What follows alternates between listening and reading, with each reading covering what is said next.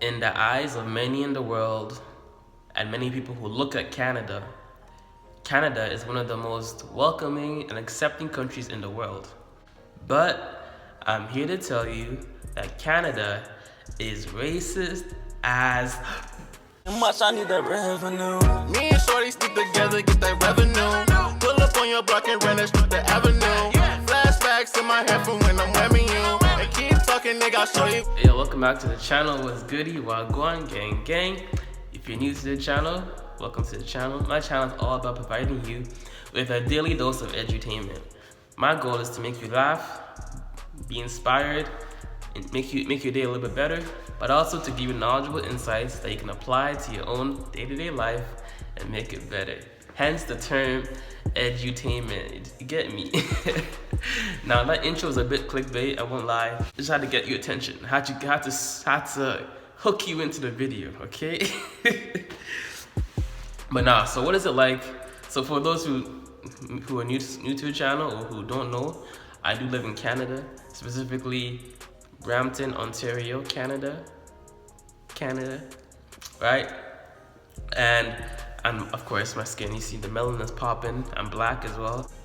That is me. Whoa, whoa, that is me. Y'all see the sun is just hitting. The sun is just hitting on a man. Oh, we thank God for the light. We thank God for melanin. So what is it like being black in Canada? Now, I'll preface this by saying that where I live, around the Brampton, Greater Toronto area in general, it is extremely multicultural. Variety of cultures all in one place. Asian, like actual Asian, and then like the Indian, Iran, Pakistani type of Asians.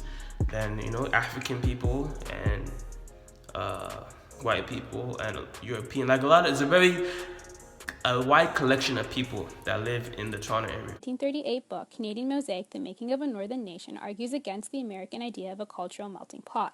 He was one of the first to conceive Canada as a cultural mosaic in which different cultural identities coexist and contribute to a unified whole. But for most of other provinces, which is the equivalent of states, like different states, so we call it provinces, but for a lot of other provinces in Canada, it's not as multicultural. You don't get a taste of each like country per se, right? We see like on the East Coast, we have Nova Scotia and Newfoundland. We call those Newfies and yeah, all that stuff. And most of those people on the East Coast are predominantly white. So black people who live on the East Coast will definitely have a different experience than I do living in Toronto, which is more multicultural. Also, I also know Alberta and Manitoba, which is more on the West Coast, also have predominantly white people that live there as well. This is a part of the reason why Canada, like for new immigrants, they tend to encourage new immigrants to populate these areas more often, like Manitoba, New Brunswick, Nova Scotia, because the population is low and because there's not as much diversity in these areas. Most black people that live in those types of areas in Canada, they may experience a bit more racism or a bit more less inclusivity than I did in my experience living in Toronto. Right, so here are the main points. We're gonna talk about the dating aspect, lifestyle, and I guess the all important part, like the jobs and like opportunities, right? Growing up, I never really experienced any type of racism per se. Nothing direct anyways. Nothing like, yo, that nigga, like, nigga. My nigga. Whatever, right? It was never like straight up like blatant racism.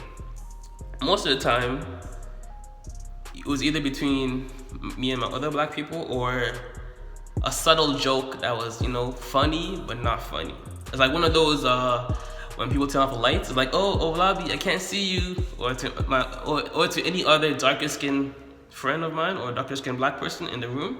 It's like when we turn off lights, it's like, oh, I can't see you, where are you, stuff like that, right? So it's like those ones are, I see why it's funny, And it could be funny, but it's not funny, right? And it's not like overly racist either. It's just like, why? Right? So that's the level, that's the extent to which you could say I experienced racism for the most part. Very subtle, like even self-inflicted to a certain extent. You say, oh, I don't want to stay out in the sun, I'm getting too dark, stuff like that, right? So I've never experienced like blatant, like straight up, yo, whether that be me or riding with my parents. I've never experienced necessarily. They've never even told me a story about them necessarily experiencing racism, like blatant in that blatant manner, right? I do say, however, that there's probably been a lot more discreet racism, like subtle, or maybe that was the reason why you didn't get the next job opportunity. Maybe that's the reason why you didn't get to the next level of the interview process. That one, you can't see it, right? So it's more like behind the scenes, closed door, right? So if you're talking about that type of racism, then fair. But nothing like blatant to your face, yo, you're an N-word, blah, blah, blah, blah, blah. Boom. I'm gonna kill you because you're black. Stuff like that. Nothing like that.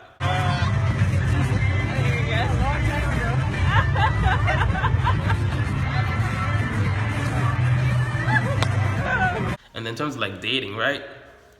I can definitely say, so for my homegirl who lived in a predominantly Caucasian area as well, she was like, I can't, this is her quotes, right? Word for word.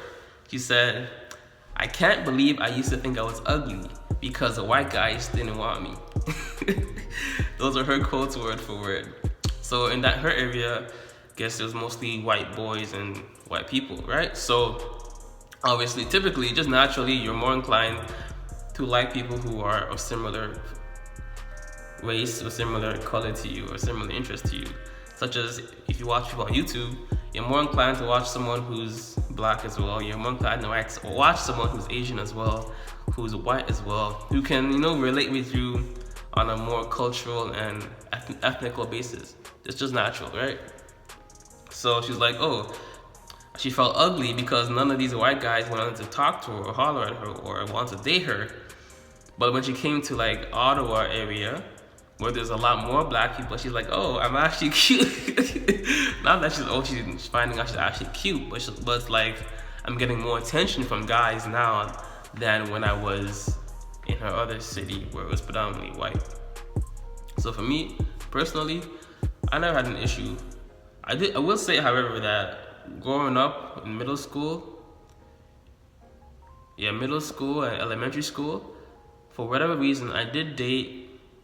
I dated only one black girl, and every other girl I wouldn't even call it a relationship, but let's just call it a relationship. Of the 6 relationships I had, only one of them was a black girl. So maybe back then, as a black guy, anyways, black girls weren't considered as like appealing to me, or I don't know. But I only dated like one black girl like up until high school, and then when you get to high school, it's a larger group of people from different schools, and from then on, I've only really like dated, like if I was in a relationship, I only dated like black girls. I've talked to white girls here and there, and I would see myself like messing around with a white girl, but not like dating. Like this will lead to marriage with a white girl. If it happens, it happens, but it's nothing like I see a white girl, I'm thinking, yo, let me wife her up, right? So, just preference. And in terms of like job opportunities and stuff like that, I just see like as a if any black person on social media, you've probably seen this one video with Olivia Pope and her father. I'm gonna insert it right. This is a very powerful video. I'm gonna insert it right here. Did I not raise you for better? How many times have I told you you have to be what? You have to be what? Twice. What? Twice as good. Twice as good as them to get half of what they have. We always have to be 10. You have to be 2 times. I don't know how he said it, but he said it. However you watch it is the best way to say it, right? You have to be better to get just half of what a Caucasian or a white person gets. Remember, slavery was not that long ago. It was not that long ago. It was not like 500 years ago. It's still fairly recent in human history. So the stigma and aging out all those people with racist mindset is still gonna take a little while. I saw this one video. It says like, why is it that in the learning curve, black people have to start at the top? It's like we always have to, anywhere you are, especially if you get into a corporate like 9 to 5, you find the higher and why is it that the higher and higher you go, the less black people you find? It's not necessarily that black people don't work hard. You see how many black people? You see my parents work hard crazy. I mean, people that leave their country to come to Canada and try and build something long term, think they don't work hard to try and like create generational wealth. It's like, yeah, so it's like that part I understand. This is why I definitely don't want to work a 9 to 5. I want to be able to monetize my YouTube channel, monetize my brand, create products that are relevant and helpful to people, and just make myself a business. I'm not a businessman. I'm a business man. So to say Canada is racist, I would not say it's racist. Definitely, and I know we have our own dark history of racism. We're not so much as prevalent to like black people necessarily, but more so to like the First Nations and Inuit community and Aboriginal people that lived here before we colonized the whole place. So being black in Canada is not necessarily difficult per se, depending on which part of the landscape of Canada you live on. If you live in a more predominantly white area, you probably experience more people looking at you because you're different, quote unquote. Different, bro. Different. He's different. But I wouldn't say that you would necessarily at a disadvantage or will experience like blatant racism like you may see in some southern states, because that was essentially the heart of like slavery times, right? So to understand, it makes more sense why people or situations in the South are more dangerous to black people. But yeah, bro, that's just my experience, and that's my take, and hopefully this gave you a little bit more insight into what it's like to be black in Canada. I promise you, bro, I'm gonna get my shit together. I'm gonna get all this ish together, and you will see me at a certain level of political office one of these days. Just wait on that. Trust and believe. Will I tell you what level? I don't want to tell you that because, you know, some people are preying on my downfall. So I gotta keep a lot of these dreams and ambitions to myself and let it foster. But I appreciate you for walking with me and making it this far into the video. I'm grateful. I appreciate you. God bless. Much love, peace, and joy. Namaste. And always remember, always, always, always, if it doesn't feed you, don't water it. Whatever it is, what you're watching, what you're listening, what you're eating. A diet is more than just what you eat. It's everything that you consume. If it doesn't nurture you and make you better, cut it off. Cut it. Cut it. And always remember as well, keep that same energy. Don't tolerate people that show fake love or fake support to you. If they doubted you, overlooked you, slept on you, but now once you're at the top or once you're rising, now they want to support you, you tell them, keep that same energy, bro. Keep that same energy. I found deuces. We was meant to be like a pair of shoes. Shorty got my back like a parachute. I just wanna hit the islands and get lost with you. It's a scene, it's a flick when me and boss come through. Might be small.